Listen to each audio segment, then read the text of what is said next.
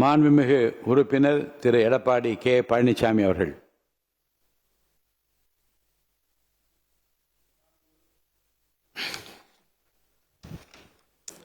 மாண்புமிகு பேரவைத் தலைவர் அவர்களே, தமிழ்நாடுடைய சட்டப்பேரவை வரலாற்று சிறப்புமிக்க சட்டப்பேரவை. காலங்காலமாக நம்முடைய மரபை நாம் கடைபிடித்து வருகின்றோம். மாண்புமிகு சட்டப்பேரவைத் தலைவர் அவர்கள் அந்த ஆசனத்திலே அமர்ந்து முதலாக பேசுகின்ற பொழுது பல்வேறு தலைவர்களை குறிப்பிட்டெல்லாம் அவர்களுடைய வழியிலே இந்த அவையை நடத்துவேன் என்றெல்லாம் கருத்துக்களை அங்கே தெரிவித்தீர்கள். ஆனால் இன்றைய தினம் அவர்கள் தாங்கள் சொன்ன அந்த கருத்துக்கள், அந்த மரபுகள் கடைபிடிக்கவில்லை. அதை கடைபிடிக்க வேண்டும் என்று தாழ்மையோடு நான் இந்த நேரத்தில் கேட்டுக்கிறேன். ஏன்னா தாங்கள் சொன்ன கருத்து தான், நான் சொல்லல. அதோட மாண்புமிகு முதலமைச்சர் அவர்கள் அரசின் தீர்மானத்தை முன்மொழிஞ்சிருக்க அதை வழிமொழிகிறேன் என்று சொல்லுவதுதான் காலங்காலமாக கடைபிடித்து வந்த இந்த சட்டமன்றத்தினுடைய மரபு. இத மானிய கோரிக்கையில் மாண்புமிகு உறுப்பினர் 4 முறை இதே அவையில் நம்பிக்கை கோரும் தீர்மானம் வந்திருக்கிறது. இந்த 4 முறை வந்தபோதும் மாமன்ற உறுப்பினர்களுக்கு ஏன் நம்பிக்கை வைத்திருக்கோம் என்று பேசுவதற்கும் அனுமதி அளிக்கப்பட்டிருக்கிறது. நம்பிக்கை இல்லை என்று சொல்கின்றவர்களுக்கு வாய்ப்பு அளிக்கப்பட்டிருக்கு. அந்த வகையில் தான் இன்றைக்கும் நம்பிக்கை கோரும் தீர்மானத்தின் மீது ஆதரவு அளிப்போரும் பேசுகின்றார்கள், எதிர்த்து கருத்துக்களை கூறுவோர் கூறிக்கொண்டிருக்கிறார்கள். அரசினர் தீர்மானம் என்ற காரணத்தால் வழிமொழிய தேவையில்லை. வழிமொழி தேவையில்லை. மாண்புமிகு பேரவைத் தலைவர்களே, இங்கே மாண்புமிகு பல்வேறு கட்சியினுடைய தலைவர்களெல்லாம் தங்களுடைய கருத்துக்களை பதிவு செய்திருக்கின்றார்கள். அனைத்து இந்திய அண்ணா திராவிட முன்னேற்ற கழகத்தை பொறுத்த வரைக்கும்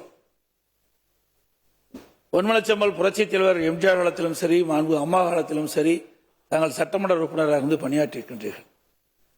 இருவரும் தலைவர்களை நாங்கள் குறிப்பிட்டுத்தான் மக்களை சந்தித்து ஆதரவு திரட்டி அதன் மூலமாக தமிழகத்திலே 47 சட்டமன்ற உறுப்பினர்கள் நாங்கள் வெற்றி பெற்றிருக்கின்றோம். அனைத்து இந்திய அண்ணா திராவிட முன்னேற்ற கழகத்தினுடைய பொதுச் செயலாளராக நான் தேர்ந்தெடுக்கப்பட்டு பணியாற்றிக் கொண்டிருக்கின்றேன். அப்படி இருக்கின்ற பொழுது சில கருத்து வேறுபாடுகள் கட்சியிலே வருவது எல்லா இயல்பு, எல்லா கட்சியிலும் வருகின்றது. அப்படி வருகின்ற அந்த சூழ்நிலையிலே ஒரு தரப்புக்கு முதலமைச்சர் அவர்கள் ஆதரவு தெரிவிக்கிறது எந்த விதத்தில் நியாயம் என்று எனக்கு தெரியவில்லை. ஒரு முன்னுதாரணமாக இருந்துவிடக் கூடாது என்பதற்கு தான் முதலமைச்சருடைய கவனத்திற்கு நான் கொண்டு வருகின்றேன். எனக்கு முன்னாலே பேசியவர்கள் குறிப்பிட்டதை போல தேசிய முற்போக்கு திராவிட கழகத்தை அவர்கள் குறிப்பிட்டதை போல குதிரை பேரத்திற்கு வழிவகுத்து வந்ததையும் நேரத்திலே பதிவு செய்ய விரும்புகின்றேன். இன்றைக்கு தேர்தல் நேரத்திலே சந்திக்கின்ற பொழுது ஒவ்வொரு கட்சி தலைவர்களும் மக்களை சந்தித்து என்ன காரணத்திற்காக எங்களுக்கு வாக்களிக்கிறீர்கள் என்ற கருத்துக்களை நாம் கேட்கின்றோம், சொல்லுகிறோம்.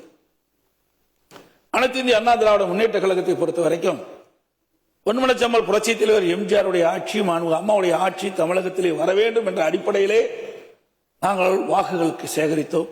எங்களுடைய கூட்டணி கட்சியைச் சேர்ந்த தலைவர்களும் நிர்வாகிகளும் அனைத்து இந்திய அண்ணா திராவிட முன்னேற்ற கழக தலைமையிலே அமைக்கப்பட்ட கூட்டணி வெற்றி பெற வேண்டும், அனைத்து இந்திய அண்ணா திராவிட முன்னேற்ற கழகம் ஆட்சி அமைக்க வேண்டும் என்ற அடிப்படையில் தான் வாக்குகளை நாங்கள் சேகரித்தோம். அதன் அடிப்படையில் தான் 47 பேர் நாங்கள் வெற்றி பெற்றிருக்கின்றோம். இன்றைக்கு 47 பேர் வெற்றி பெற்றது இரட்டலை சின்னத்திலே நின்று நாங்கள் வெற்றி பெற்றிருக்கின்றோம். 47 பேர் சட்டமன்ற உறுப்பினர், அனைத்து இந்திய அண்ணா திராவிட முன்னேற்ற சட்டமன்ற உறுப்பினர்கள் அதிமுக ஆட்சி, அனைத்து இந்திய அண்ணா திராவிட முன்னேற்ற கழக ஆட்சியை நிர்வாகிகள் என்ற அடிப்படையில் தான் மக்கள் வாக்களித்திருக்கின்றார்கள். இன்றைக்கு 100% வாக்கு என்று சொன்னால் ஆளுங்கட்சிக்கு 34% வாக்குகள் தான் கிடைத்திருக்கின்றன. 66% மக்கள் வாக்களிக்கவில்லை. அதில் 90% இன்றைக்கு வாக்களிக்கப்பட்ட 10% பேர் வாக்களிக்கவில்லை. ஆக 66% வாக்காளர்கள் வாக்களிக்காத ஒரு சூழ்நிலை இருந்து கொண்டிருக்கின்றதையும் இந்த நேரத்திலே அவனுடைய கவனத்துக்கு நான் கொண்டு வர விரும்புகின்றேன். அதோடு இன்று தினம் அனைத்து இந்திய அண்ணா திராவிட முன்னேற்ற கழக அரசு இருக்கின்ற பொழுது இன்றைக்கு இந்தியாவிலே தமிழகம் முதன்மை மாநிலமாக உருவாக்குவதற்கு காரணமாக அடித்தளமாக இருந்தது அனைத்து இந்திய அண்ணா திராவிட முன்னேற்ற கழக அரசாங்கம். அந்த காலகட்டத்தில் தான் ஒரே ஆண்டில் 11 அரசு மருத்துவக் கல்லூரியை கொண்டு வந்து சாதனை படைத்த அரசாங்கம் அதிமுக அரசாங்கம். 2011 2021 வரை 10 ஆண்டு காலம் சிறப்பான ஆட்சியை நாங்கள் கொடுத்தோம், பொற்கால ஆட்சி கொடுத்தோம். அது மட்டுமல்ல 6 மாவட்டங்களை பிரித்து நிர்வாக வசதியாக பிரித்து கொடுத்தோம். அதோடு 7 அரசு பள்ளியில் படிக்கின்ற மாணவர்கள், ஏழை மாணவர்கள் அதிகம் பேர் படிக்கின்றார்கள், நடுத்தர மாணவர்கள் படிக்கின்றார்கள். அவருடைய கனவு மருத்துவர் ஆக வேண்டும் என்று, அந்த அடிப்படையிலே இன்றைக்கு ஏழை மாணவர்களும் மருத்துவர் ஆக வேண்டும் என்ற கனவை நிறைவேற்றுகின்ற விதமாக 7.5% உள் இடஒதுக்கீடை கொண்டு வந்து நிறைவேற்றப்பட்டு அதை நடைமுறைப்படுத்தி காட்டியது அனைத்து இந்திய அண்ணா திராவிட முன்னேற்ற கழக அரசாங்கம்.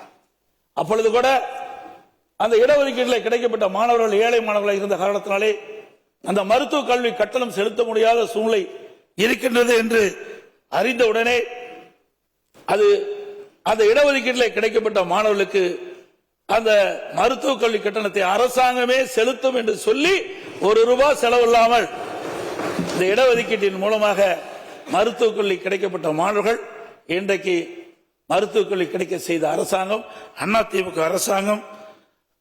அதோட இன்றைக்கு குடிமராமத்து திட்டம் என்ற அற்புதமான திட்டத்தை நாங்கள் கொண்டு வந்தோம்.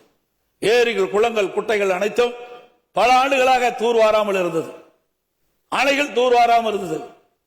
இன்றைக்கு 83 ஆண்டு காலம் நாங்கள் அறிவிக்கின்ற பொழுது மேட்டூர் அணை 83 ஆண்டு காலம் தூர்வாராமல் இருந்தது. ஆகவே தூர்வாரப்பட்டு வருகிற நீர் அதிகமாக சேமிக்கக்கூடிய சூழ்நிலை உருவாக்கணும். பல தடுப்பணைகளை கட்டி நீரை சேமித்தோம், நிலத்தடி நீரை உயர்த்தினோம். 50 ஆண்டு காலம் காவிரி நதிநீர் பிரச்சனை உச்சநீதிமன்றத்தின் மூலமாக விவசாயிகளுடைய கோரிக்கையை நிறைவேற்றி தந்த அரசு அதிமுக அரசு. டெல்டா மாவட்டம், அந்த டெல்டா மாவட்ட மக்கள் தங்களுடைய நிலம் பறிபோய்விடும் என்ற அச்சத்தில் இருந்த பொழுது அந்த விவசாய பிரிவு மக்களுடைய கோரிக்கையை ஏற்று பாதுகாக்கப்பட்ட வேளாண் மண்டலம் என்ற அறிவிப்பை கொண்டு வந்ததும் அனைத்து இந்திய அண்ணா திராவிட முன்னேற்ற கழகம். சட்ட ஒழுங்கு இந்தியாவிலே சிறப்பாக இருப்பதற்கு காரணமாக இருந்ததும் அனைத்து இந்திய அண்ணா திராவிட முன்னேற்ற கழக அரசாங்கம் என்பதை நேரத்தில் தெரிவிக்க விரும்புகின்றேன். ஆகவே மாண்புமிகு முதலமைச்சருடைய கவனத்திற்கு கொண்டு வருகின்றேன். எங்களுடைய அனைத்து இந்திய அண்ணா திராவிட முன்னேற்ற கழகத்திலே 47 சட்டமன்ற உறுப்பினர் இருக்கின்றோம். 47 சட்டமன்ற உறுப்பினர்களும் பொன்மனச்செம்மல் புரட்சித் தலைவர் அவருடைய ஆட்சி, அம்மாவுடைய ஆட்சி, அந்த கனவை நிறைவேற்ற வேண்டும் என்ற அடிப்படையில் தான் மக்கள் வாக்களித்து தேர்ந்தெடுக்கப்பட்டிருக்கிறார்கள் என்பதை இந்த அவையிலே பதிவு செய்ய விரும்புகின்றேன்.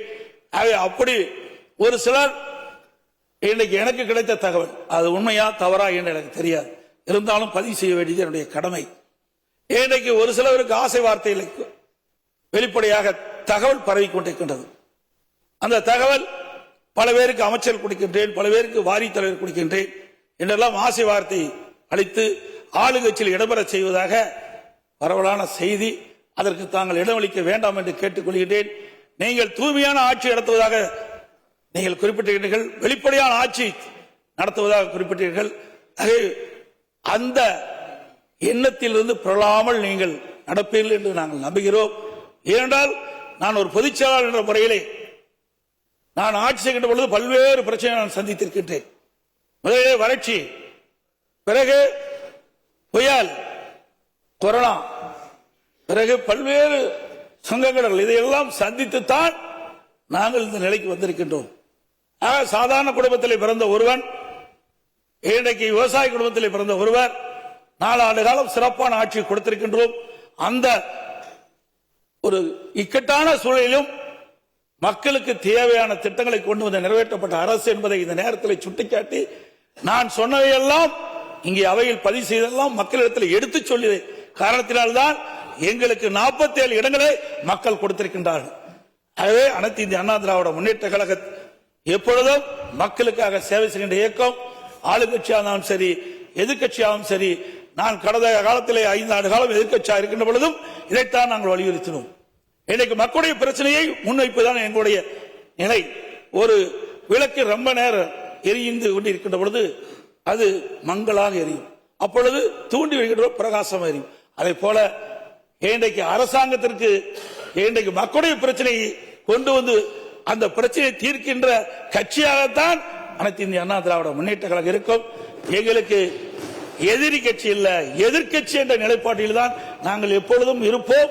எங்களுடைய தலைவர்கள் அந்த பாதையைத்தான் எங்கள் வழிவகுத்து சென்று கொண்டிருக்கின்றார்கள் என்பதை இந்த நேரத்தில் பதிவு வைத்து, மாண்புமிகு முதலமைச்சர் அவர்கள் கொண்டு வந்த தீர்மானத்தை நாங்கள் எதிர்க்கின்றோம். அனைத்து இந்திய அண்ணா திராவிட முன்னேற்ற கழக உறுப்பினர்கள் அனைவரும் எதிர்த்துத்தான் வாக்களிப்பார்களா என்பதை தெரிவித்து அமர்கின்றேன். 1,28,00,000 மனங்களை வென்ற தந்தி டிவி யூடியூப் சேனல். தவிர்க்க முடியாத தம்ப்நெயில், கலக்கலான கான்டென்ட்ஸ். நீங்களும் இந்த குடும்பத்தில் இணைய இப்பவே சப்ஸ்கிரைப் பண்ணுங்க. அசுரபலம் கொண்ட எங்கள் டிஜிட்டல் கரங்களில் உங்கள் விளம்பரங்களை சேர்க்க வாட்ஸ்அப் பண்ணுங்க. 8939888838. Email advtthanditv@dttv.in.